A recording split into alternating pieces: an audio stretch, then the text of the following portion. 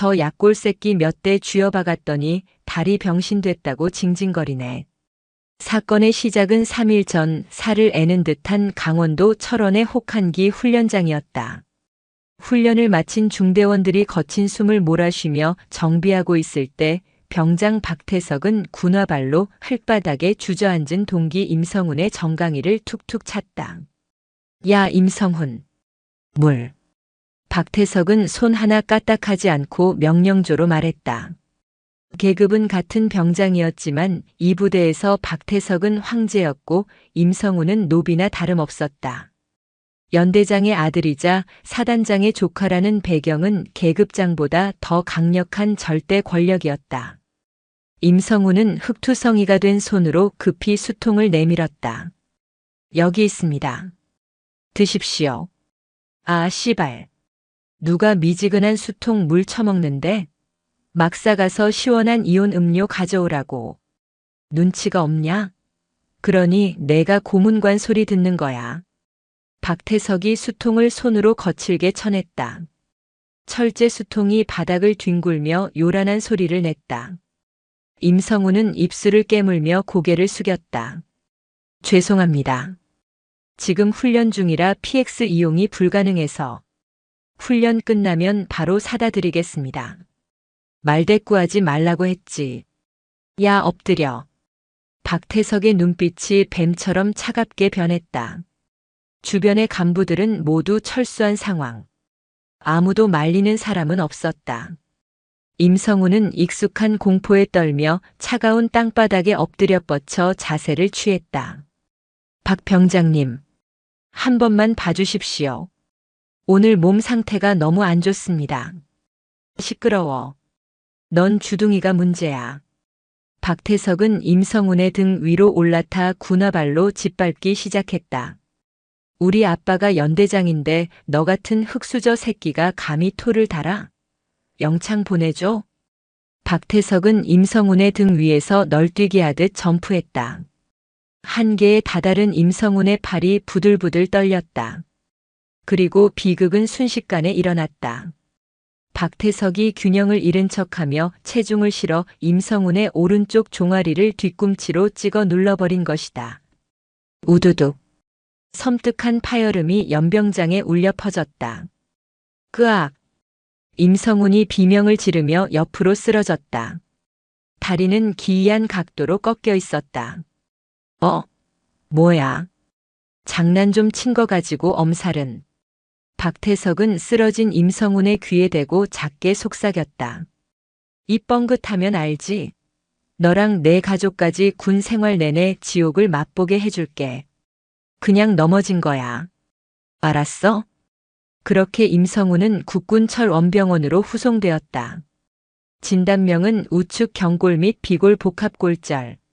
하지만 부대 일지에는 개인 부주의로 인한 낙상으로 기록되었다. 다시 현재 국군철원병원 305호 병실. 임성훈은 퉁퉁 부어오른 다리에 깁스를 한 채 침대에 누워 있었다. 그때 휴대전화가 진동했다. 발신자는 이모였다. 여보세요? 이모. 성훈이니? 목소리가 왜 그래? 어디 아파? 수화기 너머로 들려오는 이모 임선화의 목소리. 임성훈은 울컥 치솟는 눈물을 삼켰다. 아닙니다. 감기 기운이 좀 있어서요. 이모는 잘 지내시죠? 그래. 이번에 발령 받아서 짐 정리하느라 좀 바빴다. 밥은 잘 먹고? 별일 없는 거지? 임성훈은 차마 사실대로 말할 수 없었다. 이모는 바쁜 회사원이라고만 알고 있었다. 자신이 다쳤다고 하면 얼마나 걱정하실까. 네, 별일 없습니다. 선임들도 잘해주고 훈련도 할 만합니다. 성훈아. 임선아가 말을 끊었다. 그녀의 목소리가 한 톤 낮아졌다. 거기 어디니? 부대 아니지? 네. 아, 그게. 숨기지 말고 말해. 배경 소리가 부대가 아니야. 병원이지?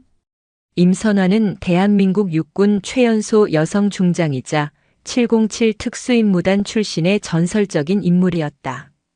수화기 너머의 미세한 공기 흐름, 조카의 떨리는 호흡, 그리고 배경으로 깔리는 병원 안내방송 소리를 그녀가 놓칠 리 없었다. 죄송합니다. 훈련하다가 제가 칠칠 맞아서 넘어졌습니다. 지금 철원병원입니다. 근데 진짜 별거 아닙니다. 많이 다쳤니? 그냥 실금 좀 갔습니다. 금방 퇴원합니다. 기다려라. 지금 가마. 전화는 끊어졌다. 임선화는 집무실 창밖을 응시했다. 그녀의 눈매가 매섭게 굳어졌다. 단순한 낙상. 조카의 목소리에는 공포와 체념이 섞여 있었다.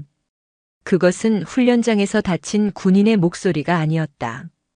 철저하게 짓밟힌 피해자의 목소리였다. 그녀는 옷걸이에 걸려있던 중장 계급장이 박힌 정복을 지나쳤다. 대신 구석에 걸어두었던 허름한 베이지색 트렌치코트를 집어들었다. 차 준비시킬까요, 군단장님? 부관이 물었지만 그녀는 고개를 저었다. 아니. 오늘은 개인적인 용무다. 수행원도 관용차도 필요 없어. 내 차로 간다. 그녀는 거울 속 자신의 모습을 바라보았다. 화려한 약장도 별 3개의 계급장도 없는 평범한 30대 후반의 여성. 하지만 그녀의 눈빛만큼은 전장에 나가는 장수의 그것보다 더 서늘하게 빛나고 있었다. 감히 내 새끼를 건드려? 임선화는 차 키를 집어들고 집무실을 나섰다. 호랑이가 사냥감을 향해 발톱을 숨기고 접근하고 있었다. 제2장 썩은 살을 도려내는 칼. 국군 철원병원의 공기는 무거웠다. 소독약 냄새와 섞인 퀴퀴한 곰팡이 냄새가 임선화의 코끝을 자극했다. 그녀는 모자를 눌러쓰고 목도리로 얼굴을 반쯤 가린 채 병원 복도를 걸었다. 누가 봐도 면회온 평범한 가족이었다. 지나가는 간호장교들도 휠체어를 탄 병사들도 그녀에게 눈길조차 주지 않았다. 305호 병실 앞. 그녀는 문을 열려다 멈칫했다. 안에서 들려오는 익숙한 그러나 듣기 싫은 목소리 때문이었다. 야, 임성훈. 너 깁스하니까 좀 편해 보인다. 훈련도 열외하고 꿀빠네. 비아냥거리는 말투. 임선화는 문고리를 잡은 손에 힘을 주었다. 바로 들어가지 않고 문틈으로 안을 살폈다. 병실 안에는 깁스를 한 조카 임성훈이 침대에 위축된 채 앉아 있었고 그 앞에는 환자복 상의를 풀어헤친 박태석이 짝다리를 짚고 서 있었다. 그는 맹장 수술을 핑계로 같은 병원에 입원해 있으면서 심심할 때마다 임성훈의 병실을 찾아와 괴롭히고 있었다. 박 병장님, 제발 그만해 주십시오. 다리가 너무 아픕니다. 임성훈이 애원하듯 말했다. 하지만 박태석은 들은 척도 하지 않았다. 아파? 아프라고 찬 거야, 임마. 엄살 피우지 마. 야, 너 깁스에 낙서 좀 하자. 매직 어딨냐? 박태석이 주머니에서 검은색 유성 매직을 꺼내 들었다. 그리고는 임성훈의 거부에도 불구하고 흰색 깁스 위에 거침없이 글씨를 써내려갔다. 폐급, 병신, 집에 가라. 하지 말아 주십시오. 부탁드립니다. 시끄러워. 가만히 있어. 임성훈의 눈에서 눈물이 뚝뚝 떨어져 깁스 위로 번졌다. 그 모습을 지켜보는 임선화의 심장이 찢어지는 듯 했다. 그녀가 알던 씩씩한 조카의 모습은 온데간데 없고 공포에 질린 먹잇감만이 남아 있었다. 임선화는 더 이상 참지 않았다. 그녀가 병실 문을 거칠게 열어젖혔다. 쾅! 문이 벽에 부딪히며 큰 소리를 냈다. 박태석이 깜짝 놀라 뒤를 돌아보았다. 뭐야? 어떤 놈이 문을 이렇게 해? 그의 눈에 들어온 것은 코트 차림의 여성이었다. 박태석은 순간 긴장했다가 그녀의 평범한 복장을 보고 이내 표정을 풀었다. 아, 깜짝이야. 뭐야, 아줌마는? 여기 면회 시간 아닌데? 박태석은 임선화를 잡상인이나 길을 잘못 든 면회객 정도로 취급했다. 임선화는 대꾸 없이 성큼성큼 걸어 들어와 임성훈의 침대 곁에 섰다. 성훈아, 에이, 이모, 여긴 어떻게? 임성훈이 소스라치게 놀라며 몸을 일으키려 했다. 누워있어. 움직이지 마.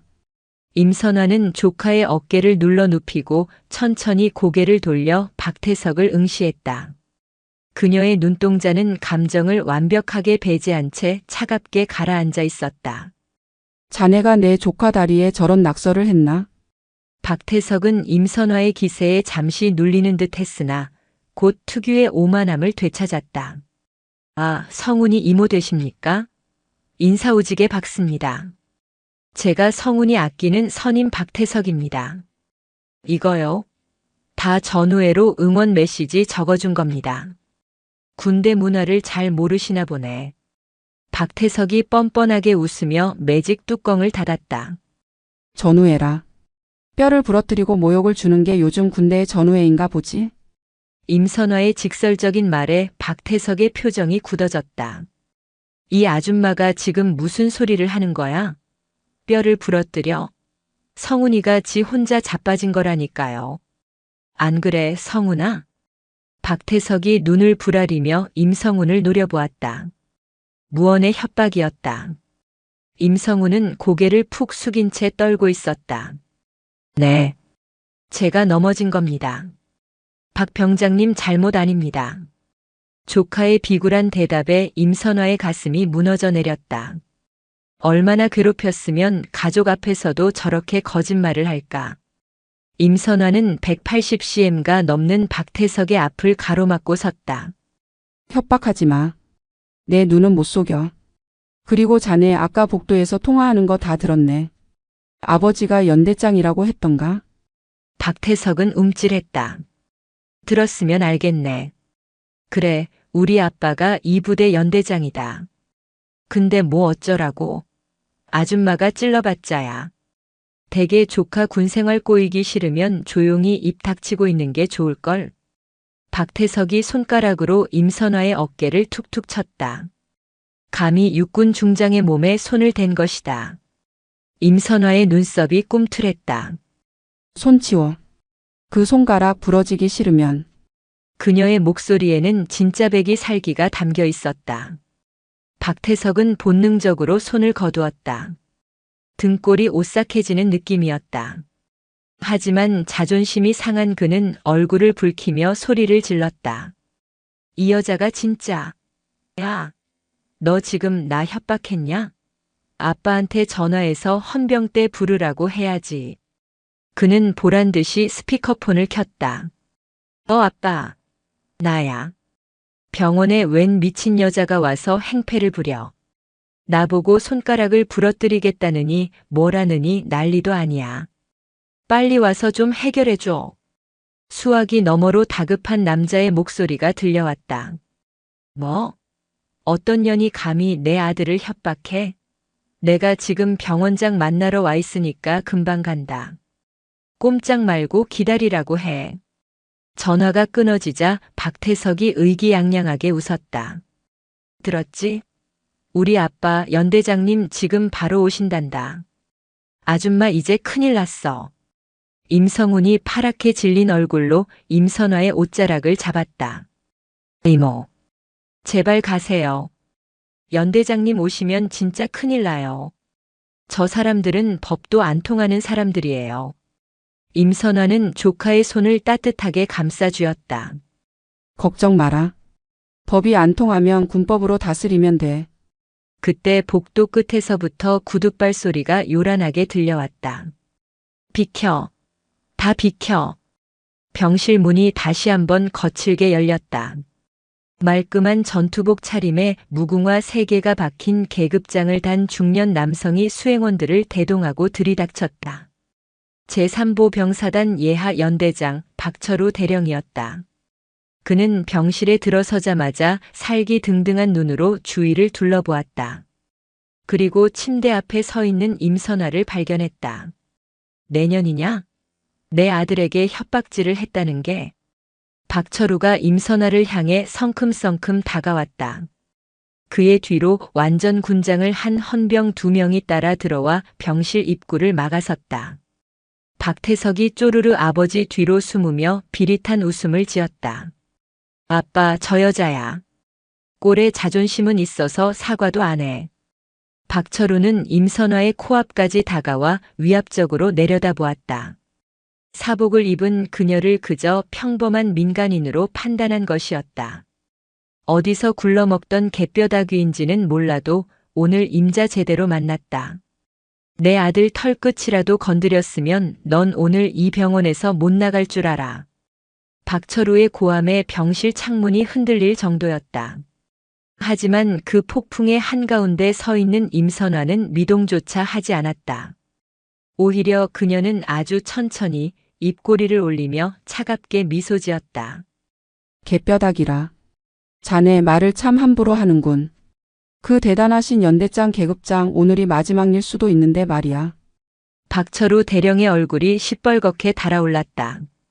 감히 일개 민간인 여자가 그것도 자신의 부하들과 아들이 보는 앞에서 연대장인 자신에게 저주에 가까운 악담을 퍼부었다. 그의 군 생활 30년 동안 이런 모욕은 처음이었다. 그는 자존심에 금이 간 정도가 아니라 아예 박살이 난 기분이었다. 에이, 이 미친년이 돌았나? 야, 헌병, 뭐해? 당장 이 여자 끌어내. 공무집행방해, 상관 모독, 민간인 무단 침입. 걸 수 있는 건 다 걸어서 유치장에 쳐넣어. 박철우가 핏대를 세우며 고래고래 소리를 질렀다. 문을 막고 서 있던 헌병 2명이 쭈뼛거리며 다가왔다. 그들도 난처하기는 마찬가지였다. 상대는 연약해 보이는 30대 여성이고 죄목이라기엔 그저 말싸움에 불과했기 때문이다.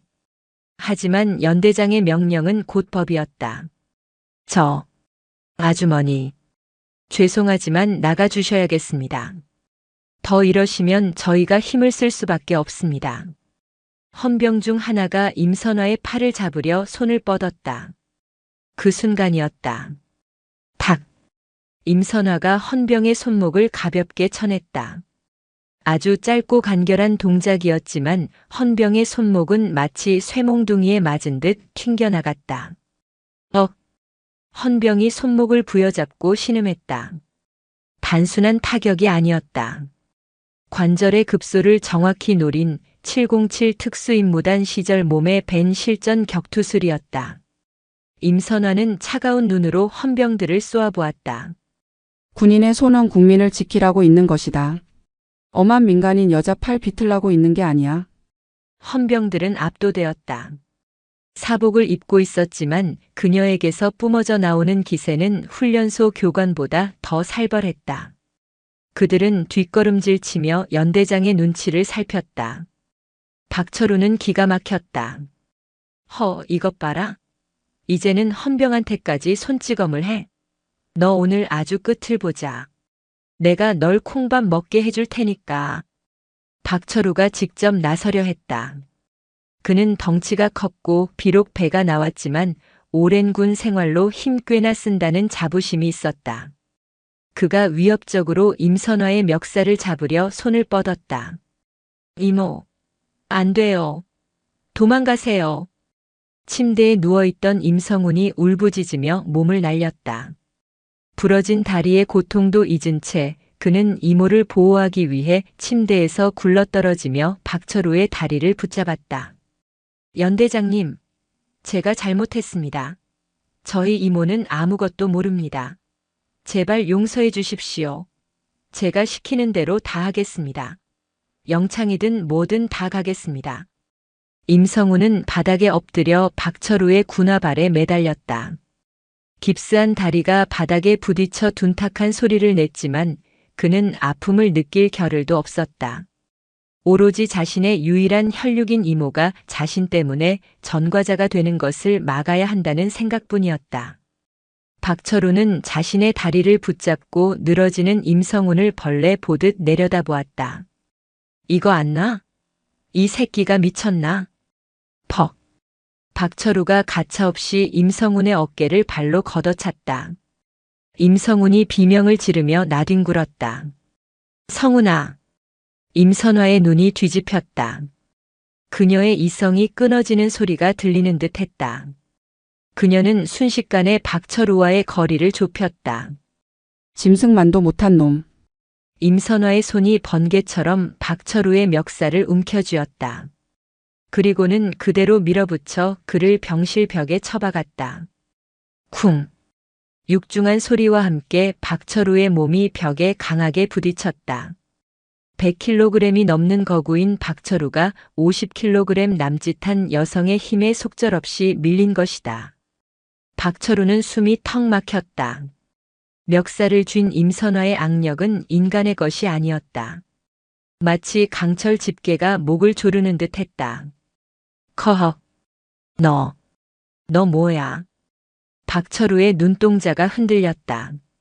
눈앞의 여자는 방금 전까지의 그 평범한 아줌마가 아니었다.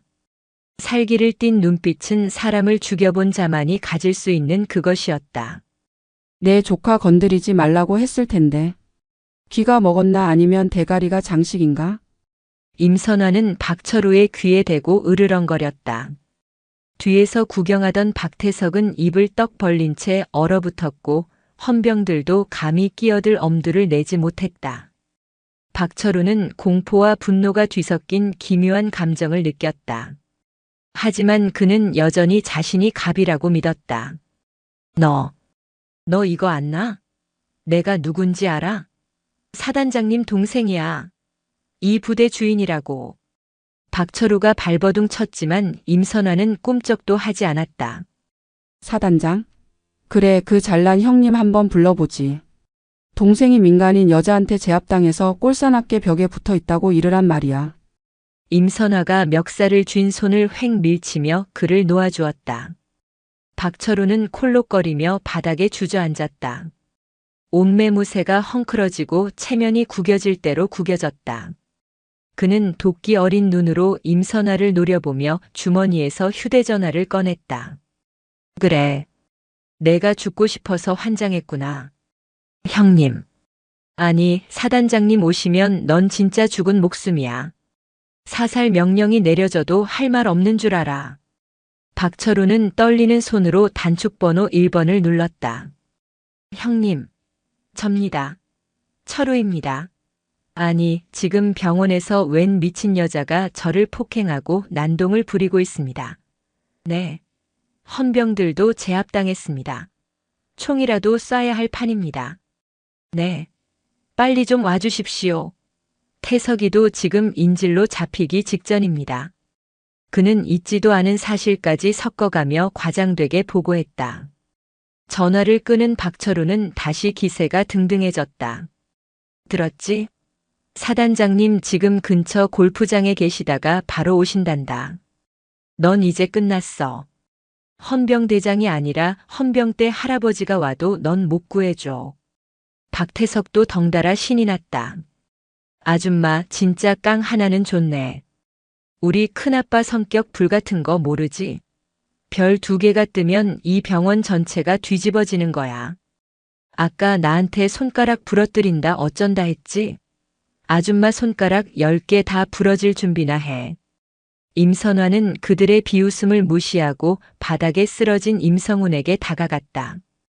그녀는 주머니에서 손수건을 꺼내 조카의 터진 입술을 닦아주었다. 일어나라 성훈아. 침대로 가자. 이모. 죄송해요. 저 때문에. 임성훈은 펑펑 울고 있었다. 다리의 고통보다 자신이 사랑하는 이모가 저 무시무시한 권력자들과 척을 졌다는 사실이 더 괴로웠다. 사단장이 온다니. 그건 병사인 그에게는 하늘이 무너지는 것과 같은 공포였다. 울지 마. 남자는 함부로 눈물 보이는 거 아니다. 임선화는 조카를 부축해 침대에 앉혔다. 그리고 흐트러진 코트 자락을 정리하며 병실 입구를 바라보았다. 기다려보자. 그 대단하신 별 2개가 어떤 낯짝으로 오는지. 그녀는 병실 구석에 있는 의자를 끌어다 병실 한가운데 정확히 문을 마주 보는 위치에 놓았다. 그리고 다리를 꼬고 앉았다. 그 모습은 마치 심판을 기다리는 죄인이 아니라 죄인을 기다리는 재판관의 모습이었다. 병실 안에는 숨막히는 침묵이 흘렀다.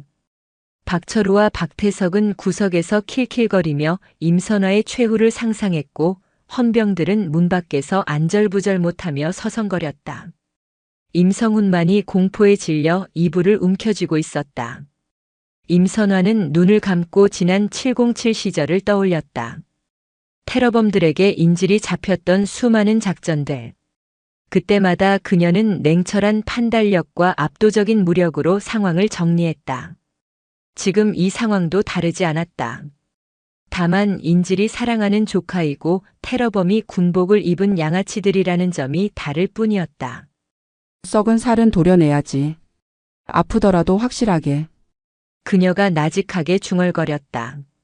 시간이 얼마나 지났을까? 멀리서부터 웅성거리는 소리와 함께 복도가 떠나가라 큰 고함이 들려왔다. 사단장님 입장하십니다. 전체 차렷. 경례. 백골. 우렁찬 구호 소리가 병원 건물을 뒤흔들었다. 박철우가 벌떡 일어나 옷매무새를 가다듬었다. 박태석도 침을 꼴깍 삼키며 긴장한 표정을 지었다. 드디어 올 것이 왔다. 복도의 소란스러움이 절정에 달하더니 305호 병실의 문이 활짝 열렸다. 헌병들이 양옆으로 도열하고 그 사이로 번쩍이는 정모를 쓴 중년의 장군이 들어왔다. 대한민국 육군 제3보 병사단장 박진철 소장. 그는 짜증이 가득 묻어나는 얼굴이었다. 골프복 위에 급하게 야전 상의만 걸친 듯 목깃 사이로 화려한 색깔의 피케 셔츠가 살짝 보였다. 한 손에는 지휘봉 대신 골프 장갑을 벗어 쥐고 있었다. 아니 철우야. 도대체 관리를 어떻게 하기에 민간인 하나 통제를 못해서 나를 불러. 내 티샷 타임 다 놓쳤잖아. 박진철은 들어오자마자 동생인 박철우를 나무랐다. 상황의 심각성보다는 자신의 여가 시간이 방해받은 것에 더 화가 난 눈치였다. 백골. 형님. 아니 사단장님. 면목 없습니다. 하지만 이 여자가 보통 내기가 아닙니다. 저를 폭행하고 태석이를 협박했습니다. 헌병들도 손을 못 썼습니다. 박철우가 90도로 허리를 숙이며 억울함을 호소했다. 박진철의 눈썹이 꿈틀했다. 폭행? 감히 연대장에게 손을 대? 어떤 년이야? 박진철의 시선이 병실 안을 훑었다. 그리고 병실 한가운데 다리를 꼬고 의자에 앉아있는 임선화에게 멈췄다. 임선화는 일어나지도 경례를 하지도 않았다. 그저 팔짱을 낀 채 박진철을 무표정하게 응시할 뿐이었다. 박진철은 기가 막히다는 듯 헛웃음을 터뜨렸다. 저 여자야? 야, 너 내가 누군지 몰라? 사단장이 왔는데 앉아있어? 예의라고는 밥 말아먹었나? 박진철이 지휘봉 대신 쥐고 있던 골프 장갑을 바닥에 내동댕이 치며 소리쳤다. 임선화는 천천히 입을 열었다. 예의는 사람에게 지키는 것이지. 군복 입은 양아치들에게 지킬 예의는 없네. 그녀의 말에 병실 안의 모든 사람이 숨을 멈췄다. 사단장에게 양아치라니. 이건 자살 행위나 다름없었다. 박철우는 얼굴이 하얗게 질렸고 박태석은 저 아줌마 진짜 미쳤구나 하는 표정으로 입을 다물지 못했다.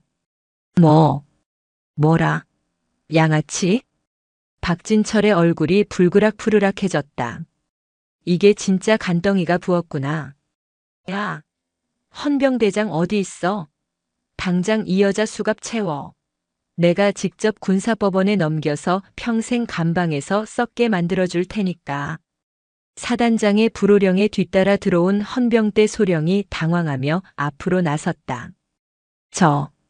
사단장님. 민간인을 군법으로 다스리기에는 절차가. 시끄러워. 내가 법이야. 이 부대에서는 내가 왕이라고. 테러리스트 취급해서라도 잡아넣어. 반항하면 쏴버려도 좋아. 박진철은 이성을 잃고 날뛰었다. 그는 자신의 권위에 도전하는 존재를 용납할 수 없었다. 지금까지 그는 부대 내에서 무소불위의 권력을 휘둘러왔고 그 누구도 그에게 토를 달지 않았다. 그런데 어디서 굴러먹던 여자가 감히 자신의 눈을 똑바로 쳐다보며 독설을 날리는 꼴을 참을 수 없었다. 헌병들이 머뭇거리며 임선화에게 다가갔다. 임선화는 자리에서 천천히 일어났다. 사단장이 법이라. 참으로 위험한 발상이군. 그녀는 품속으로 손을 가져갔다. 헌병들이 움찔하며 허리춤의 권총에 손을 댔다. 손들어. 움직이면 쏜다. 긴장감이 감돌았다. 임성우는 이모 안 돼요. 라고 비명을 질렀다. 하지만 임선화가 꺼낸 것은 무기가 아니었다. 낡은 가죽 지갑이었다. 자네들이 그렇게 좋아하는 계급장 여기 있으니 잘 보게. 임선화가 지갑을 펼쳐 박진철의 눈앞에 들이밀었다. 형광등 불빛 아래 신분증이 번쩍였다. 박진철은 코웃음을 치며 신분증을 들여다보았다. 뭐? 국정원이라도 되냐? 경찰? 웃기고 있네. 그의 말이 뚝 끊겼다. 그의 동공이 지진이 난 듯 흔들리기 시작했다. 신분증 속 증명사진은 분명 눈앞의 여자였다. 하지만 그 옆에 적힌 글자와 그 아래 박힌 계급장은 그의 상식을 파괴했다. 대한민국 육군 제3군단장 중장 임선화. 그리고 선명하게 빛나는 별 3개. 박진철은 자신의 눈을 의심했다. 군단장? 내 직속 상관인 3군단장? 게다가 이번에 새로 부임한다는 그 전설의 여장군? 이게. 박진철의 입술이 파르르 떨렸다. 다리에 힘이 풀려 주저앉을 뻔했다. 임선화는 지갑을 탁 닫으며 다시 품에 넣었다. 그리고 코트의 단추를 풀었다. 코트가 벗겨지자 그 안에는 아무런 계급장도 없는 검은색 터틀넥 셔츠뿐이었다. 하지만 그 순간 그녀의 어깨 위에는 보이지 않는 거대한 별 3개가 떠오른 듯 했다. 그녀의 눈빛이 바뀌었다. 더 이상 조카를 걱정하는 이모의 눈이 아니었다. 수천 명의 부하를 거느리고 작전을 지휘하는 얼음처럼 차가운 지휘관의 눈이었다. 제3보 병사단장 소장 박진철. 연대장 대령 박철우. 임선화의 목소리는 크지 않았지만 병실 안의 공기를 찢어발겼다. 기관들은 상관을 보고도 경례를 하지 않나. 우르릉. 천둥이 치는 듯한 호통이었다. 박진철과 박철우는 반사적으로 몸이 굳었다. 군인의 본능이었다. 머리가 이해하기 전에 몸이 먼저 반응했다. 내 백골. 백골. 두 형제는 사시나무 떨듯 떨며 경례를 붙였다. 하지만 그들의 자세는 엉망이었다.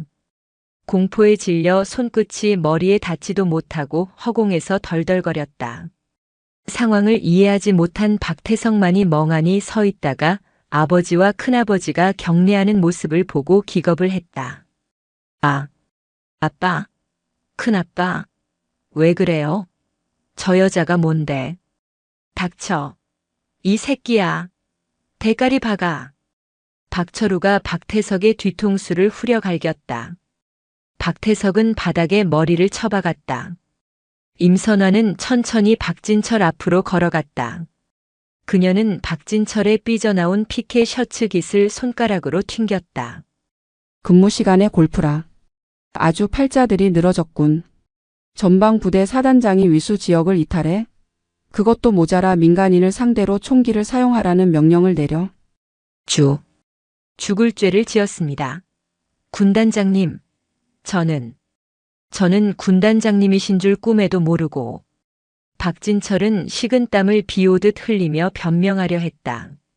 하지만 임선화는 차갑게 말을 잘랐다. 몰랐으면 민간인 여자는 쏴 죽여도 된다는 건가? 자네의 그 썩어빠진 정신머리가 이 부대를 망치고 있었군.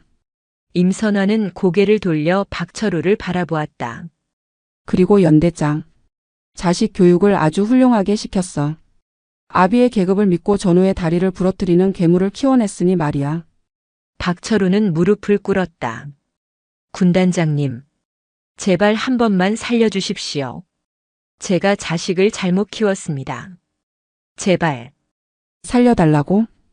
임선화가 싸늘하게 비웃었다. 내 조카가 살려달라고 빌 때 자네들은 뭐라고 했나? 짓밟고 비웃었지. 똑같이 해주마. 그녀는 뒤에 서 있던 헌병대장을 불렀다. 헌병대장. 예. 준장 김민수. 헌병대장은 차렷 자세로 관등 성명을 댔다. 그의 얼굴에도 긴장감이 역력했다. 지금 즉시 사단장 박진철, 연대장 박철우, 병장 박태석을 긴급 체포해라. 혐의는 직권남용, 근무지 이탈, 특수폭행교사 및 방조 그리고 상관 모독 및 협박이다. 내가 직접 고소할 테니 절차대로 하나도 빠짐없이 처리해. 알겠습니다. 백골. 헌병대장이 신호를 보내자 대기하던 헌병들이 달려들었다. 방금 전까지 자신들의 상관이었던 사단장과 연대장의 팔을 꺾고 수갑을 채웠다. 군단장님, 억울합니다. 한 번만 기회를 주십시오. 아빠, 큰아빠, 이게 뭐야?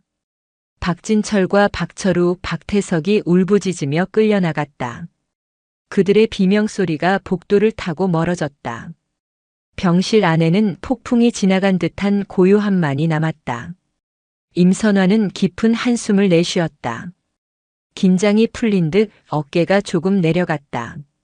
그녀는 천천히 침대로 다가갔다. 임성우는 넋이 나간 표정으로 이모를 올려다보고 있었다. 자신이 알던 평범한 이모가 사실은 대한민국 육군의 전설적인 장군이었다니. 꿈을 꾸는 것만 같았다. 에이, 이모. 진짜 군단장님이세요? 임성운의 떨리는 목소리에 임선화는 빙글에 미소 지었다. 장군의 서슬 퍼런 눈빛은 사라지고 다시 다정한 이모의 눈빛으로 돌아와 있었다. 그래. 미리 말 못해서 미안하다. 놀랐지? 임선화는 조카를 와락 끌어안았다. 이제 괜찮아. 아무도 널 건드리지 못해. 이모가. 아니 군단장이 약속하마. 임성운의 눈에서 참았던 눈물이 터져나왔다. 서러움과 안도감 그리고 이모에 대한 벅찬 감정이 뒤섞인 눈물이었다. 임선화는 조카의 등을 토닥이며 생각했다. 이제 시작이다. 썩은 뿌리는 아직 깊다. 남김없이 파헤쳐주마. 그녀의 시선은 창밖 멀리 보이는 3사단 본부를 향하고 있었다. 국군 철원병원에 소동이 있고 난 다음 날 아침 제3군단 사령부의 공기는 그 어느 때보다 무겁고 날카로웠다. 전날 밤 사단장과 연대장이 헌병대에 긴급 체포되었다는 소식은 이미 군 내부 통신망을 타고 아름아름 퍼져나간 상태였다. 하지만 공식적인 발표는 없었다. 폭풍 전야의 고요함이 감돌았다. 군단장 집무실. 임선화는 거울 앞에 섰다. 어제 입었던 허름한 코트와 터틀넥은 없었다. 대신 날 선주름이 잡힌 정복이 그녀의 몸을 감싸고 있었다. 어깨 위에는 은빛으로 빛나는 별 3개가 박힌 견장이 묵직하게 자리 잡았다. 그녀는 정모를 쓰고 매무새를 가다듬었다. 거울 속의 그녀는 조카를 걱정하던 이모가 아니었다. 707 특수임무단 시절 얼음 마녀라 불리며 적들을 공포에 떨게 했던 지휘관의 모습이었다. 똑똑. 들어와. 부관이 조심스럽게 문을 열고 들어왔다. 그의 손에는 두툼한 서류 뭉치가 들려 있었다. 백골. 군단장님, 법무참모와 헌병대장이 대기 중입니다. 그리고 육군본부 법무실에서도 연락이 왔습니다. 임선화의 인매가 살짝 비틀렸다. 벌써부터 냄새를 맡고 달려드는군. 육군본부 법무실이라. 박진철 소장이 믿는 구석이 있었어. 들라 해. 잠시 후 제3군단 법무참모와 헌병대장이 들어와 경례를 붙였다. 그들의 표정은 곤혹스러움 그 자체였다. 현직 사단장과 연대장을 동시에 구속 수사한다는 것은 군 역사상 유례를 찾기 힘든 일이었기 때문이다. 군단장님 보고드립니다. 현재 박진철 소장과 박철우 대령은 혐의를 전면 부인하고 있습니다. 그들은 이번 체포가 절차상 하자가 있는 불법 체포라고 주장하며 변호인 접견 전까지는 묵비권을 행사하겠다고 버티고 있습니다. 헌병대장의 보고에 임선화는 책상 위에 놓인 지휘봉을 만지작거렸다. 불법 체포라.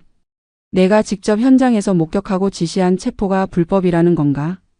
그게 그들은 군단장님께서 당시 사복 차림이셨고 정당한 신분 확인 절차 없이 위력을 행사했다고 주장하고 있습니다. 또한 박태석 병장의 폭행 건은 병사들 간의 사소한 다툼이며 합의하에 이루어진 훈련의 일환이라고 우기고 있습니다. 법무참모가 난처한 듯 말을 덧붙였다. 더 큰 문제는 변호인단입니다. 박진철 소장이 선임한 로펌이 태산입니다. 군 판사, 군 검사 출신들이 즐비한 곳이죠. 그들이 지금 육군본부 쪽에 줄을 대고 압력을 넣고 있는 정황이 포착되었습니다. 자칫하면 감찰 조사가 시작되기도 전에 수사권이 상급부대로 이관될 수도 있습니다. 임선화는 의자 깊숙이 몸을 기댔다. 예상했던 일이었다. 박진철은 군내 사조직인 하나회는 사라졌어도 여전히 존재하는 학연, 지연으로 얽힌 카르텔의 핵심 멤버였다. 그들은 자신들의 치부가 드러나는 것을 막기 위해 모든 수단을 동원할 것이다. 재미있군. 전우의 다리를 부러뜨린 건 장난이고 상관에게 대든 건 정당방위다. 아주 소설을 쓰고 있어. 임선화가 자리에서 일어났다. 그녀의 눈빛이 형형하게 빛났다. 그들이 법대로 하자고 하면 아주 철저하게 법대로 해주지. 헌병대장. 예, 박태석 병장의 병실 압수수색했나? 아직 못했습니다. 박철우 대령 측에서 프라이버시 침해라며 강하게 반발하고 있고 영장 발부가 지연되고 있습니다. 지금 즉시 압수수색 영장 재청구해. 사유는 증거 인멸 우려. 그리고 내가 직접 군 판사에게 전화하지. 내 이름을 걸고 영장 받아내. 임선화는 잠시 숨을 고른 뒤 더 차가운 목소리로 명령했다. 그리고 3사단 예하전 부대에 대한 특별 감찰을 지시한다. 기간은 무기한. 박진철 소장 부임 이후 발생한 모든 사건 사고 기록, 병영 부조리 설문지, 마음의 편지 원본까지 싹 다 긁어모아. 종이 한 장이라도 누락되면 해당 부대 지휘관들 옷 벗길 각오하라고 전해. 법무참모와 헌병대장의 등골이 서늘해졌다. 이것은 단순한 수사가 아니었다. 군단 예하 사단 하나를 완전히 해체해서라도 뿌리를 뽑겠다는 전쟁 선포였다. 알겠습니다. 백골. 참모들이 물러가자 임선화는 창밖을 바라보았다. 멀리 철원의 산자락이 눈에 들어왔다. 성훈아, 조금만 기다려라. 이모가 놈들의 썩은 동아줄을 모조리 끊어놓으마. 그 시각 3군단 헌병대 유치장. 박진철 소장은 유치장 안에서 팔짱을 낀 채 다리를 떨고 있었다. 수의를 입은 꼴이 말이 아니었지만 그의 표정에는 여전히 오만함이 남아 있었다. 옆방에 수감된 동생 박철우 대령이 불안한 목소리로 물었다. 형님, 정말 괜찮은 겁니까? 상대는 군단장입니다. 그것도 그 독종 임선화라고요. 박진철이 코웃음을 쳤다.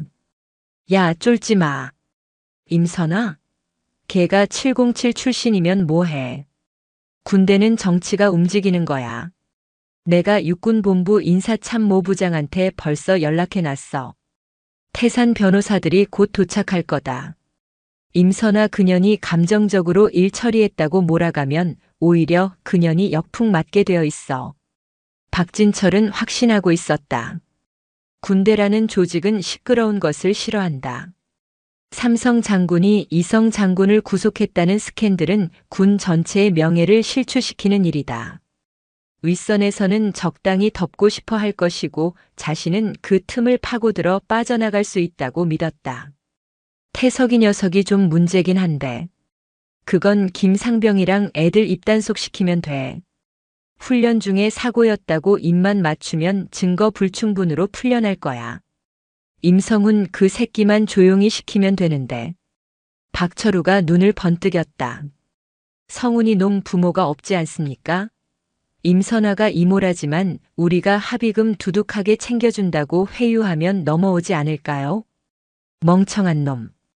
임선화가 돈 때문에 이러겠냐? 자존심 싸움이야. 아무튼 두고 봐. 내일이면 공기가 달라질 테니까. 하지만 그들의 예상은 빗나가고 있었다. 임선화는 그들이 생각하는 일반적인 장군이 아니었다. 그녀는 적의 숨통을 끊기 전에는 절대 멈추지 않는 사냥개였다. 오후 2시 접견실. 말끔한 정장 차림의 변호사가 박진철을 찾아왔다. 로펌 태산의 에이스 변호사, 전직 군 판사 출신 최 변호사였다. 사단장님 고생이 많으십니다. 이야기 다 들었습니다. 오, 최 변호사. 왔는가? 빨리 나 좀 여기서 꺼내줘. 내가 이런 데 있을 사람이 아니잖아. 최 변호사는 서류 가방에서 문서를 꺼내며 은밀하게 속삭였다. 상황이 좀 복잡합니다. 임선화 군단장이 직접 칼을 빼들었어요. 군 판사들에게 압박을 넣어서 압수수색 영장이 발부되었습니다. 지금 헌병들이 박태석 병장의 관물대와 휴대전화를 털고 있습니다. 뭐? 아니, 판사놈들이 미쳤나? 내 조카 물건을 함부로 뒤져. 임 군단장 기세가 워낙 흉흉해서 판사들도 눈치를 보고 있습니다. 게다가 최 변호사가 뜸을 들이다 곤란한 표정으로 말했다. 지금 여론이 안 좋습니다. 병원 목격자들이 꽤 있어요. 사단장님께서 병실에서 소리를 지르고 삿대질하는 장면을 본 병사들이 웅성거리고 있습니다. 인터넷에 찌라시가 돌기 시작하면 육군본부에서도 마냥 덮어줄 수는 없습니다. 박진철의 얼굴이 굳어졌다. 그럼 어쩌라는 거야? 막아야지. 자네가 돈 받은 만큼 일을 해야 할 것 아닌가. 그래서 말씀인데 꼬리 자르기가 필요할 수도 있습니다. 꼬리 자르기? 박태석 병장. 그리고 박철우 대령선에서 마무리해야 사단장님이라도 건질 수 있습니다. 모두가 다 살 수는 없습니다. 박진철의 눈동자가 흔들렸다. 동생과 조카를 버리라는 말인가. 하지만 자신의 별이 떨어지는 것보다는 나았다. 그는 침을 꿀꺽 삼켰다. 방법을 말해보게. 그때였다. 접견실 문이 벌컥 열리며 임선화가 들어왔다. 그녀는 사복이 아닌 정복 차림으로 위압감을 뿜어내고 있었다. 작전 회의 중인가? 아주 감동적인 형제애를 나누고 있을 줄 알았더니 배신을 모의하고 있었군. 임선화가 차가운 미소를 지으며 의자에 앉았다. 최 변호사가 당황하며 일어났다. 군단장님. 여기는 변호인 접견실입니다. 도청이나 난입은 불법입니다. 법? 자네가 법을 논할 자격이 있나? 전직 군 판사 출신이 범죄자들을 비호하며 증거인멸을 교사하고 있다니. 부끄러운 줄 알아야지. 임선화는 최 변호사를 무시하고 박진철을 뚫어지게 쳐다보았다. 박진철 소장. 자네가 믿던 육군본부 인사라인 지금 막 감찰 들어갔네. 자네가 골프장 회원권 상납한 내역 다 확보했거든. 박진철의 안색이 흑빛으로 변했다. 무슨. 자네는 끝났어. 이제 남은 건 자네가 얼마나 추하게 발버둥 치느냐 아니면 깨끗하게 죄를 인정하고 죄값을 치르느냐 그 차이뿐이야. 임선화는 자리에서 일어나며 나직하게 말했다. 선택해. 동생과 조카를 팔아넘기고 혼자 살려고 발버둥 치다가 셋 다 파멸할지 아니면 지금이라도 군인으로서 마지막 양심을 지킬지. 자네에게 양심 같은 건 없었나? 그녀는 대답도 듣지 않고 접견실을 나갔다. 박진철은 망연자실하여 의자에 주저앉았다. 최 변호사는 식은땀을 닦으며 헛기침만 해댔다. 임선화의 반격은 이제 시작이었다. 그녀는 단순히 세 사람을 처벌하는 것을 넘어 군 내부에 깊게 뿌리 박힌 부패의 고리를 끊어낼 작정이었다. 다음 날 새벽 임선화는 3사단 예하 연대, 즉 박철우 대령이 지휘하던 부대를 불시에 방문했다. 칠흑 같은 어둠이 깔린 연병장에는 살을 애는 듯한 칼바람만이 불고 있었다. 사전 예고 없는 군단장의 방문에 부대는 발칵 뒤집혔다. 당직 사령이 허둥지둥 뛰어나오고 잠자던 간부들이 비상 소집되었다. 백백골, 군단장님, 방문을 환영합니다. 임시로 연대장 직무 대리를 맡은 부연대장이 헐레벌떡 뛰어와 경례를 했다. 그는 박철우의 최측근으로 알려진 인물이었다. 그의 얼굴에는 당혹감과 두려움이 역력했다. 환영은 필요 없다. 내무반 점호 내가 직접 한다. 임선화는 부연대장의 안내를 무시하고 곧장 병사들이 잠들어 있는 생활관으로 향했다. 복도를 걸을 때마다 마주치는 당직병들이 사색이 되어 벽에 붙었다. 생활관 문을 열자 후끈한 공기와 함께 땀 냄새가 훅 끼쳐왔다. 자다가 깬 병사들이 어리둥절한 표정으로 일어났다. 그대로 있어. 편히 쉬어. 임선화는 병사들을 진정시키고 생활관 내부를 천천히 둘러보았다. 낡은 관물대, 눅눅한 침구류, 그리고 구석에 놓인 청소 도구함. 그녀의 시선이 한 관물대에 멈췄다. 병장 박태석이라는 이름표가 붙어 있는 곳이었다. 비어 있어야 할 관물대였지만 안에는 온갖 사제 물품들이 가득했다. 고급 화장품, 밖에서 몰래 들여온 것으로 보이는 태블릿 PC, 그리고 양주병까지. 부연대장. 예, 중령 김철수. 이게 뭔가? 병사가 내무반에서 양주를 마시고 태블릿을 쓴다. 이걸 몰랐다고 하진 않겠지? 부연대장은 식은땀을 줄줄 흘렸다. 그것이 박 병장이 워낙 연대장님 아들이라 통제가 어려웠습니다. 죄송합니다. 통제가 어려운 게 아니라 방조한 거겠지. 직무유기다. 헌병 이거 다 압수해. 임선화의 지시에 수행하던 헌병들이 박태석의 물건을 모조리 수거했다. 그때 구석에서 한 병사가 쭈뼛거리며 손을 들었다. 얼굴에 여드름이 가득한 앳된 모습의 일병이었다. 군단장님. 부연대장이 눈을 부라리며 병사를 노려보았다. 야, 김일병. 군단장님 앞에서 뭐하는 짓이야? 손 내려. 가만 있어. 말해봐라 일병. 임선화가 부드러운 목소리로 병사에게 다가갔다. 김일병은 부연대장의 눈치를 살피며 입을 열었다. 그거 말고도 더 있습니다. 김일병, 너 미쳤어? 부연대장이 소리를 질렀지만 임선화가 손을 들어 제지했다. 그녀의 눈빛이 매섭게 부연대장을 꽂았다. 입 다물어. 한 번만 더 병사를 위협하면 자네도 저 수거함에 같이 넣어버리겠네. 서슬퍼런 경고에 부연대장은 입을 다물었다. 임선화는 김일병의 눈높이에 맞춰 몸을 낮췄다. 괜찮다. 여기는 나 말고 아무도 너를 해칠 수 없어. 말해보렴. 김일병은 떨리는 손으로 자신의 매트리스 밑을 가리켰다. 박태석 병장이 시켜서 숨겨둔 게 있습니다. 헌병이 매트리스를 들어올리자 얇은 공책 한 권이 나왔다. 겉표지에는 아무것도 적혀 있지 않았지만 내용을 펼치자 깨알 같은 글씨들이 빼곡했다. 그것은 일종의 채무장부였다. 김일병 PX 냉동 3회 상납 미이행시 구타 이 상병 휴가증 양도 각서 박 이병 아버지 회사 면세점 상품권 상납. 박태석은 단순히 폭력을 휘두른 게 아니었다. 병사들을 협박하여 금품을 갈취하고 심지어 부모의 재력까지 이용해 입속을 챙기고 있었다. 그리고 그 뒤에는 연대장인 아버지의 묵인이 있었음이 분명했다. 임선화의 손이 부들부들 떨렸다. 이것은 군대가 아니었다. 조폭 집단이나 다름없었다. 이걸 다 박태석이 시켰나? 네. 안 하면 때리고 연대장님한테 말해서 영창 보낸다고 협박했습니다.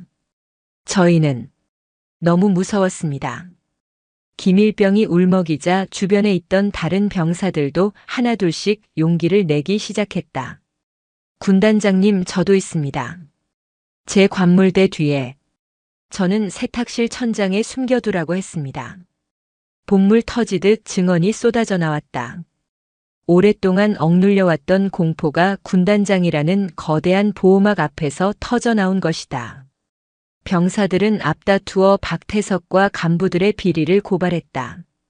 연대장이 회식비를 병사들에게 전가한 사실, 사단장이 방문할 때마다 병사들의 사비로 선물을 준비하게 한 사실 등 충격적인 내용들이 이어졌다. 임선화는 그 모든 이야기를 묵묵히 들었다. 그녀의 가슴 속에서는 뜨거운 불길이 치솟았지만 머리는 더욱 차갑게 식어갔다. 헌병대장 다 받아 적어. 녹음하고. 오늘 이 자리에서 나온 모든 증언이 저들을 파멸시킬 증거다. 조사가 진행되는 동안 부연대장은 슬그머니 자리를 피하려 했다. 그는 어딘가로 급하게 전화를 걸려 했다. 어디 가나 부연대장. 임선화의 목소리가 그의 뒷덜미를 잡았다. 자네도 조사받아야지. 공범 아닌가? 아닙니다. 저는 정말 모르는 일입니다. 저는 그저 시키는 대로.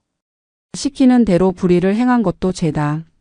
군인은 상관의 명령에 복종해야 하지만 불법적인 명령에는 거부할 의무도 있어. 자네는 그 의무를 저버리고 아이들의 고통을 외면했어. 임선화의 일갈에 부연대장은 고개를 떨구었다. 날이 밝아오고 있었다. 연병장에 모인 전 장병들 앞에서 임선화는 단상에 올랐다. 그녀는 마이크를 잡고 수천 명의 병사들을 내려다보았다. 추위에 떨고 있는 병사들의 눈망울에는 두려움과 기대가 섞여 있었다. 제3군단장 중장 임선화다. 그녀의 목소리가 스피커를 타고 쩌렁쩌렁 울렸다. 오늘부로 이 부대의 모든 부조리는 끝났다. 너희를 괴롭히던 자들은 지위 고하를 막론하고 모두 법의 심판을 받을 것이다. 나의 조카가 당한 일이라서가 아니다. 너희 모두가 누군가의 귀한 아들이고 조카이고 형제이기 때문이다. 병사들 사이에서 술렁임이 일었다. 군단장이 직접 그것도 자신의 조카 이야기를 꺼내며 부조리 척결을 선언한 것은 처음 있는 일이었다. 나는 약속한다. 내 군복을 걸고 다시는 이 부대에서 억울하게 눈물 흘리는 병사가 없도록 하겠다. 너희는 나라를 지키러 온 것이지 간부들의 노예가 되러 온 것이 아니다. 이상. 임선화가 연설을 마치고 단상을 내려오자 어디선가 박수 소리가 들려왔다. 처음에는 한두 명이었지만 곧이어 연병장 전체가 떠나갈 듯한 함성과 박수갈채로 뒤덮였다. 와! 군단장님 만세! 병사들은 진심으로 환호했다. 그들의 환호성 속에 임선화는 주먹을 꽉 쥐었다. 이제 절반 왔다. 현장 증거는 확보했다. 이제 남은 것은 저 위에 다리를 틀고 있는 진짜 몸통, 박진철 소장과 그를 비호하는 세력을 박살내는 것이었다. 그녀는 차에 오르며 부관에게 지시했다. 육군 본부로 간다. 참모총장님을 뵈어야겠어. 사태는 이제 3, 4단을 넘어 육군 전체의 문제로 확대되고 있었다. 임선화는 더 큰 폭풍 속으로 스스로 걸어 들어가고 있었다. 충청남도 계룡대. 대한민국 국군의 심장부라 불리는 육군 본부의 아침은 겉으로는 평온해 보였으나 수면 아래에서는 격렬한 소용돌이가 치고 있었다. 제3군단장 임선화 중장의 3, 4단 숙청 작업이 본격화되면서 그 파장이 군 수뇌부까지 미치고 있었기 때문이다. 임선화가 탄 관용차가 본청 현관에 도착했다. 그녀가 차에서 내리자 대기하고 있던 의전 장교들이 긴장한 표정으로 경례를 붙였다. 충성! 군단장님, 인사참모부장님께서 기다리고 계십니다. 임선화는 고개를 끄덕이며 복도를 걸었다. 그녀의 걸음걸이에는 한치의 망설임도 없었다. 하지만 그녀는 알고 있었다. 오늘 만날 사람이 적군인지 아군인지 아직 확실치 않다는 것을. 인사참모부장실. 육군의 모든 인사를 쥐락펴락하는 막강한 권력자 김정호 중장이 소파에 앉아 차를 마시고 있었다. 그는 구속된 박진철 소장의 육군사관학교 직속 선배이자 군 내 사조직의 핵심 인물로 알려져 있었다. 인사참모부장님 부르셨습니까? 임선화가 경례를 하고 자리에 앉았다. 김정호는 찻잔을 내려놓으며 사람 좋은 미소를 지었다. 오, 임 장군. 먼 길 오느라 고생했어. 차 한잔하게. 용건만 듣겠습니다. 3, 4당 관련입니까? 김정호의 눈썹이 살짝 꿈틀거렸다. 임선화의 단도직입적인 태도가 마음에 들지 않는 눈치였다. 그는 미소를 거두고 짐짓 엄숙한 표정을 지었다. 임 장군. 자네 이번 일 처리가 너무 거칠어. 현직 사단장과 연대장을 긴급 체포하고 사단 전체를 이잡듯이 뒤진다며? 군의 위신이 말이 아니야. 밖에서 뭐라고 하는 줄 아나? 콩가루 군대라고 손가락질해. 썩은 환부를 도려내는 것이 위신을 세우는 일입니다. 범죄자를 감싸는 것이야말로 군의 명예를 더럽히는 짓입니다. 허 말은 청산유수군. 하지만 박진철 소장은 그렇게 쉽게 내칠 사람이 아니야.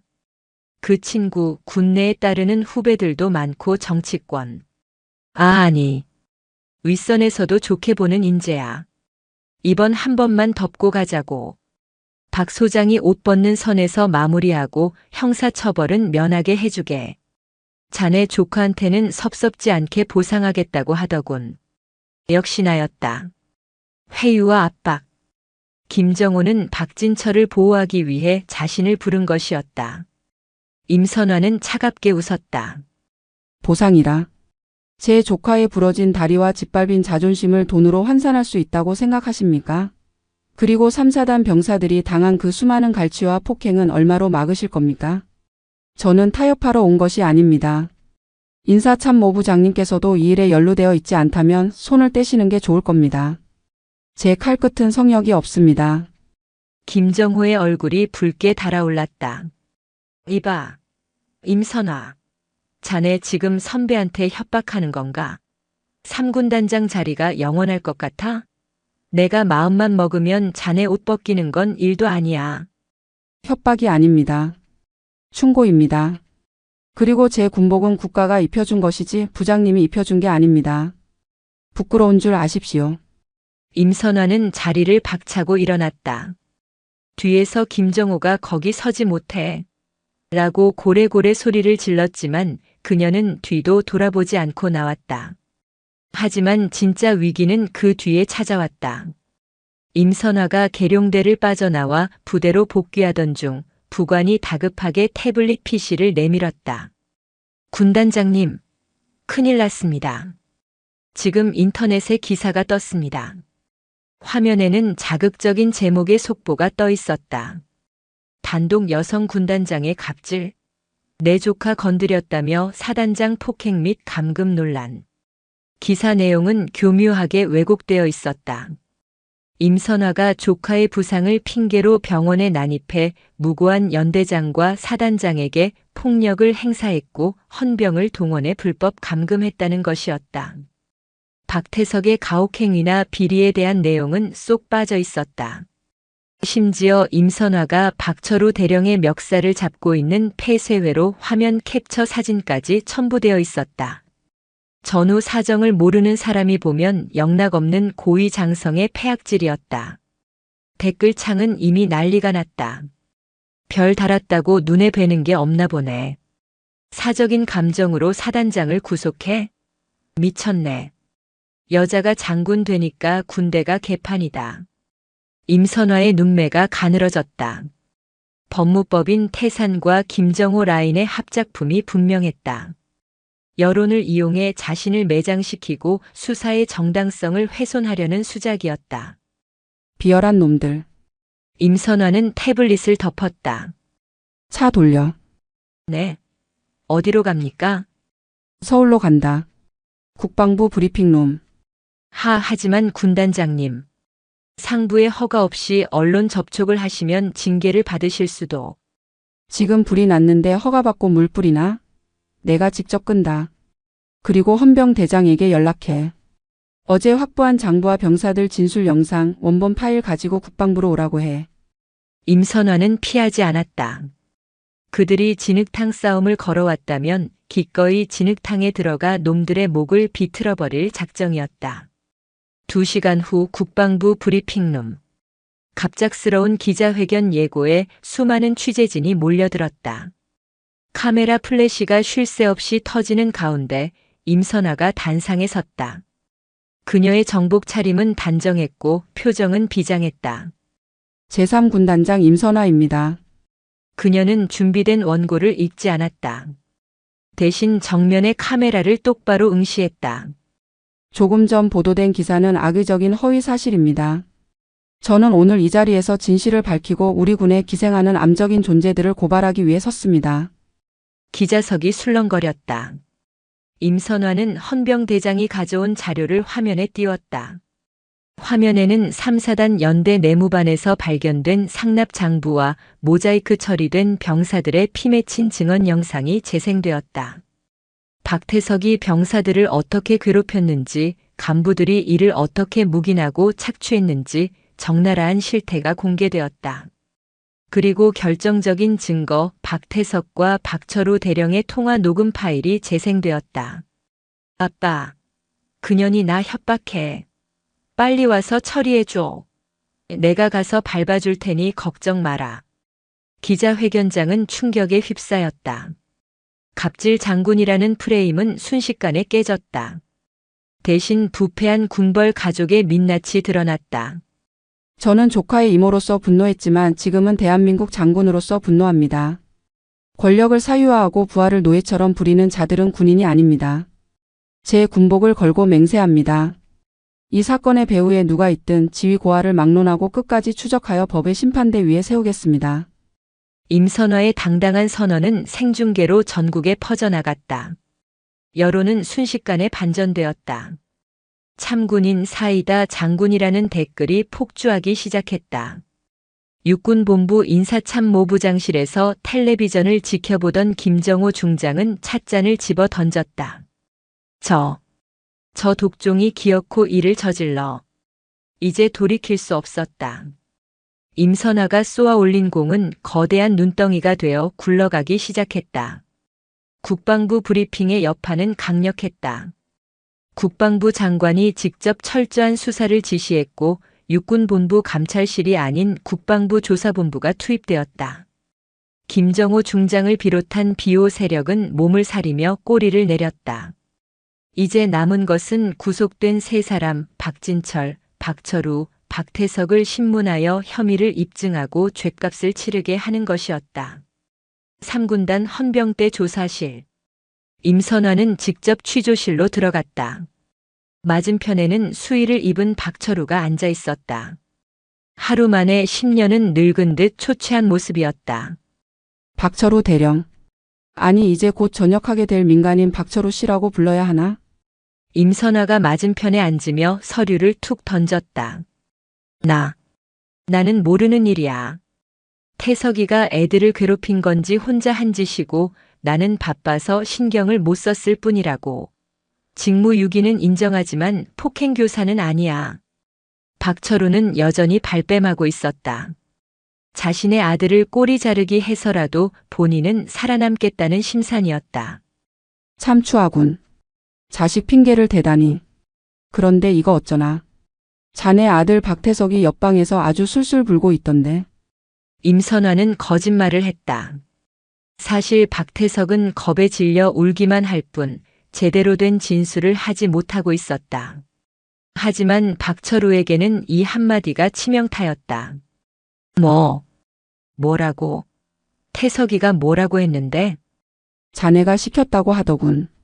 병사들한테 상납받은 면세점 상품권 양주. 그거 다 아빠한테 갖다 줬다고. 그리고 자네가 사단장에게 상납할 골프채 산다고 돈 걷어오라고 시켰다던데. 거짓말. 그 미친놈이 지 살자고 아비를 팔아? 박철우가 흥분해서 책상을 내리쳤다. 임선화는 그 틈을 놓치지 않았다. 부전자전이지. 자네도 살려고 아들을 팔고 있잖아. 안 그래? 임선화는 몸을 앞으로 숙이며 박철우의 눈을 직시했다. 잘 들어. 지금 여론이 들끓고 있어. 누군가는 총대를 매야 해. 자네 형인 박진철 소장 지금 변호사 불러서 모든 책임을 자네와 자네 아들에게 떠넘길 준비를 하고 있네. 자기는 몰랐다. 동생이 내 이름을 팔고 다닌 거다.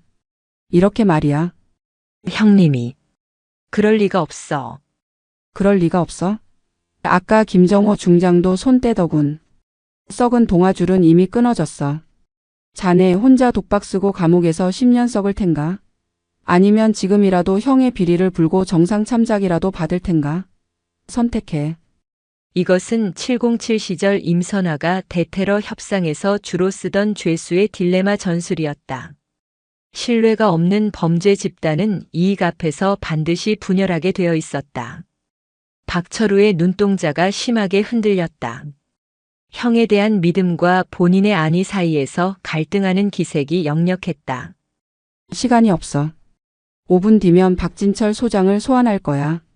그가 먼저 자네를 지목하면 자네는 끝이야. 임선화가 시계를 보며 카운트다운을 시작했다. 4. 사실은 박철우가 입을 열었다. 형님이 시켰습니다. 사단장 취임하고 나서 진급 로비 자금이 필요하다고 연대 운영비랑 부식비 횡령해서 현금으로 만들어 오라고 했습니다. 태석이가 병사들 뜯어낸 돈도 일부는 형님한테 갔습니다. 드디어 터졌다. 단순한 가혹행위 사건이 대규모 횡령과 뇌물 사건으로 비화되는 순간이었다. 증거는?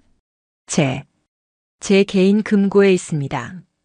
형님한테 돈 전달할 때마다 녹음해둔 파일이랑 비밀 장부가 있습니다.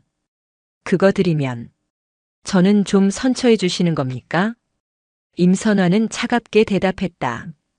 죄를 지었으면 벌을 받아야지. 하지만 적어도 아들에게 모든 걸 뒤집어 씌운 파렴치한 아비로는 남지 않게 해주지. 박철우의 자백을 확보한 임선화는 곧바로 박진철 소장의 조사실로 향했다. 박진철은 태산 로펌의 최 변호사와 함께 여유를 부리고 있었다. 군단장님, 너무 무리하시는 거 아닙니까? 제 의뢰인은 혐의를 전면 부인. 최 변호사가 입을 열자마자 임선화가 녹음기를 틀었다.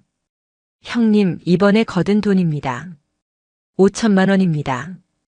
그래, 수고했다. 철우야. 이번에 인사참모부장 만나려면 좀 더 필요해. 병사들 급식비 좀 더 쥐어짜봐. 박철우와 박진철의 육성이 조사실에 울려 퍼졌다. 박진철의 얼굴이 백지장처럼 하얗게 변했다. 최 변호사마저 입을 다물었다. 이건 빠져나갈 구멍이 없는 명백한 증거였다. 자, 박진철 소장. 이것도 조작이라고 할 텐가? 에이. 배신자 새끼가. 내가 지를 어떻게 키웠는데. 박진철이 발작하듯 소리를 질렀다. 그는 더 이상 위험 있는 장군이 아니었다. 탐욕에 눈이 멀어 동생과 조카까지 팔아먹으려 했던 추악한 노인일 뿐이었다. 당신은 군인의 명예를 더럽혔어. 그리고 내 조카와 수많은 장병들의 가슴에 피멍을 들게 했지. 임선화가 조사실 테이블을 짚으며 일어섰다. 이제 당신에게 남은 건 불명예 전역과 차가운 감방 바닥뿐이야. 당신이 누리던 그 모든 특권 오늘부로 끝이다. 박진철은 고개를 떨구었다. 거대한 태산 같았던 그의 권력이 모래성처럼 무너져 내렸다. 조사실을 나온 임선화는 긴 복도를 걸었다. 창밖으로 붉은 노을이 지고 있었다. 길고 긴 싸움의 끝이 보이고 있었다. 하지만 그녀는 웃지 않았다. 아직 해야 할 일이 남아 있었다. 그녀는 병원으로 향했다. 몸이 아니라 마음이 다친 조카 임성훈을 만나러 가야 했다. 그리고 그 아이에게 약속한 대로 세상이, 군대가 조금은 바뀌었다는 것을 보여줘야 했다. 군사법원 대법정의 공기는 무겁게 가라앉아 있었다. 방청석은 취재진과 군 관계자들, 그리고 이번 사건에 관심을 가진 시민단체 회원들로 가득 찼다. 대한민국 창군 이래 초유의 사태, 현직 사단장과 연대장, 그리고 병사로 이어지는 일가족의 조직적 비리와 가혹행위를 심판하는 자리였다. 피고인석에는 수의를 입은 세 남자가 앉아 있었다. 박진철 전 소장, 박철우 전 대령, 그리고 박태석 전 병장. 불과 한 달 전만 해도 백골 부대에서 왕처럼 군림하던 그들의 모습은 온데간데 없었다. 박진철은 고개를 푹 숙인 채 바닥만 응시했고 박철우는 초조한 듯 손톱을 물어뜯었다. 박태석은 겁에 질려 훌쩍거리고 있었다. 재판장이 판결문을 읽어 내려가기 시작했다. 피고인 박진철. 육군 소장으로서 모범을 보여야 함에도 불구하고 지위를 이용하여 부대 예산을 횡령하고 진급 청탁을 위해 뇌물을 공유하였으면 친족의 범죄를 은폐하기 위해 직권을 남용하였다. 이는 군의 기강을 뿌리째 흔드는 중대한 범죄이다. 카메라 플래시가 터지는 소리가 빗소리처럼 쏟아졌다. 이에 피고인 박진철을 징역 7년에 처하며 재정 및 불명예 전역을 명한다. 땅, 땅, 땅. 판사봉 소리가 울려 퍼졌다. 박진철이 비틀거리며 쓰러질 듯 하자 교도관들이 그를 부축했다. 그의 어깨에서 가상의 별 2개가 산산조각 나 바닥으로 떨어지는 순간이었다. 이어 박철우에게는 징역 5년, 박태석에게는 징역 3년의 실형이 선고되었다. 특히 박태석에게는 가혹행위와 금품 갈취 혐의가 모두 인정되어 병사 신분으로서는 이례적으로 중형이 내려졌다. 안 돼. 나는 시키는 대로 했을 뿐이야. 아빠가 시켰다고. 박태석이 울부짖으며 난동을 피우려 했지만 교도관들에게 제압당해 끌려나갔다. 박철우는 아들의 절규를 들으며 고개를 들지 못했다. 탐욕이 불러온 일가족의 파멸이었다. 방청석 맨 뒷자리 모자를 눌러 쓴 임선화는 그 모든 과정을 차분하게 지켜보고 있었다. 그녀의 표정에는 승리감보다는 씁쓸함이 묻어났다. 군복을 입은 자들이 군인의 명예를 스스로 짓밟은 현실이 안타까웠기 때문이다. 재판이 끝나고 법원을 나서는 임선화에게 기자들이 몰려들었다. 군단장님, 한 말씀 부탁드립니다. 판결에 만족하십니까? 이번 사건이 군 개혁의 신호탄이 될 것이라는 의견이 있습니다. 임선화는 잠시 걸음을 멈추고 마이크 앞에 섰다. 만족이라는 단어는 적절하지 않습니다. 누군가의 죗값을 치르게 했다고 해서 피해자들이 겪은 고통이 사라지는 것은 아니기 때문입니다. 그녀는 단호한 눈빛으로 카메라를 응시했다. 다만 오늘 판결이 대한민국 모든 국군 장병들에게 하나의 메시지가 되기를 바랍니다. 정의는 반드시 승리하며 어둠은 결코 빛을 이길 수 없다는 것을. 그리고 제복 입은 자는 국민 위에 군림하는 것이 아니라 국민을 위해 희생하고 봉사하는 존재라는 것을 명심해야 할 것입니다. 짧은 인터뷰를 마친 임선화는 대기하고 있던 차에 올랐다. 철원으로 가자. 군단장님, 병원으로 가십니까? 아니. 3, 4단 연대 본부로 간다. 아직 할 일이 남았어. 임선화가 도착한 곳은 사건의 발단이 되었던 그 연대였다. 연대장과 간부들이 대거 구속되면서 부대는 어수선했다. 하지만 임선화의 방문 소식에 병사들의 눈빛은 전과 달랐다. 두려움이 아닌 존경과 환영의 눈빛이었다. 임선화는 연병장의 도열한 병사들 앞에 섰다. 그리고 그 중에서도 맨 앞줄 용기를 내어 박태석의 비리를 고발했던 김일병과 내부 고발자들을 불렀다. 그들은 혹시나 있을지 모를 보복이 두려워 잔뜩 위축되어 있었다. 임선화는 단상에서 내려와 김일병의 손을 잡았다. 거칠고 굳은 살 박인 병사의 손이었다. 김일병. 그리고 용기 내어 진실을 말해준 여러분. 임선화의 목소리가 부드럽게 울렸다. 너희는 동료를 팔아먹은 밀고자가 아니다. 너희는 전우를 지키고 병든 부대를 구해낸 진정한 영웅이다. 내가 군단장으로 있는 한 그 누구도 너희에게 불이익을 주거나 따돌리지 못할 것이다. 내 명예를 걸고 약속한다. 그녀는 김일병의 어깨에 자신의 별이 그려진 지휘관 코인을 쥐어주었다. 힘들 때마다 이걸 보며 기억해라. 군단장이 항상 너희 뒤에 서 있다는 것을. 김일병의 눈에서 굵은 눈물방울이 떨어졌다. 주변의 병사들이 하나둘씩 박수를 치기 시작했다. 그 박수는 곧 함성이 되어 연병장을 가득 채웠다. 썩은 살이 도려내진 자리에 새 살이 돋아나고 있었다. 그날 밤 임선화는 병원으로 향했다. 임성훈의 병실은 이제 고요했다. 창가에 앉아 달빛을 받고 있는 조카의 뒷모습이 보였다. 성훈아, 임성훈이 뒤를 돌아보았다.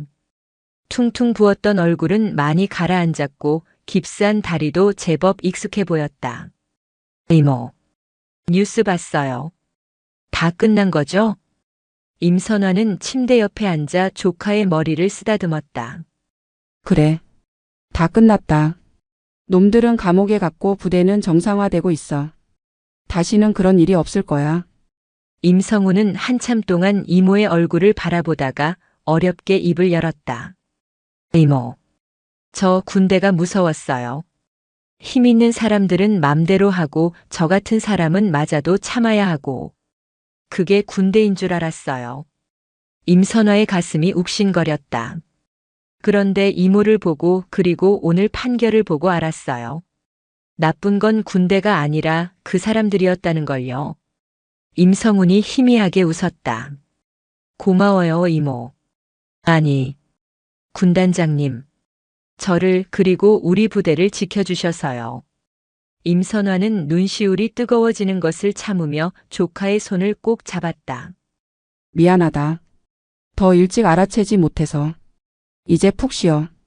남은 군 생활은 이모가 아니라 대한민국 육군이 너를 지켜줄 테니.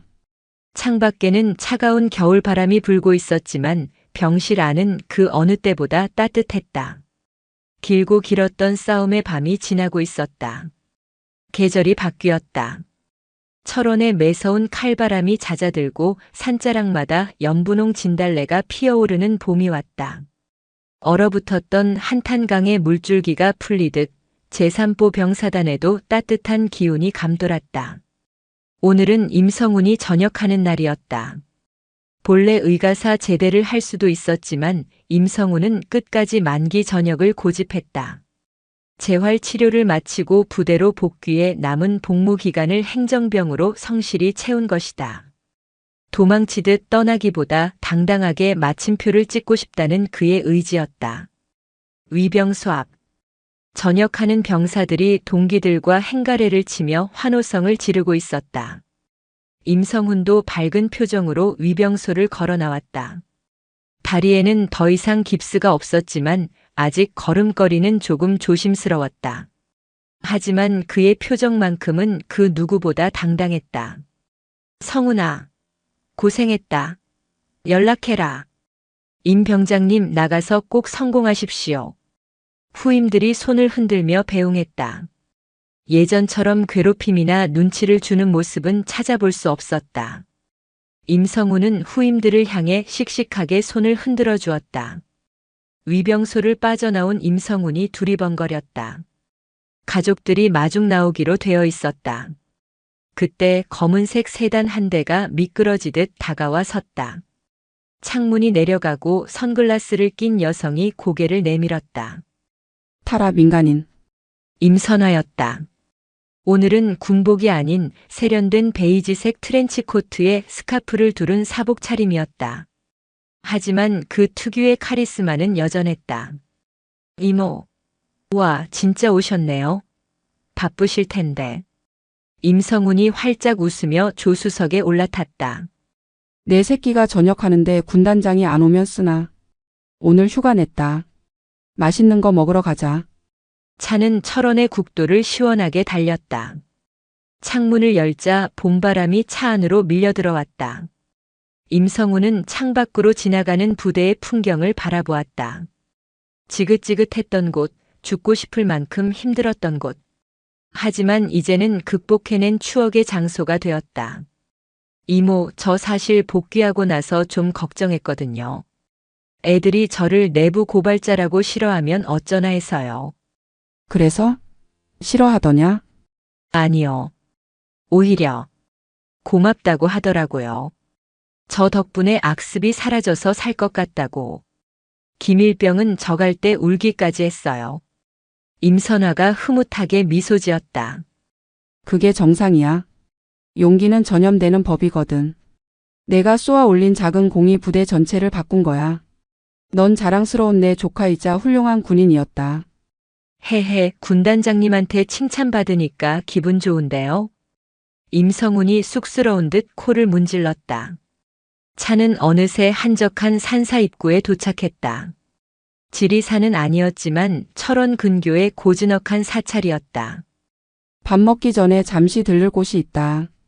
임선아와 임성훈은 경내를 천천히 걸었다. 풍경 소리가 맑게 울려 퍼졌다.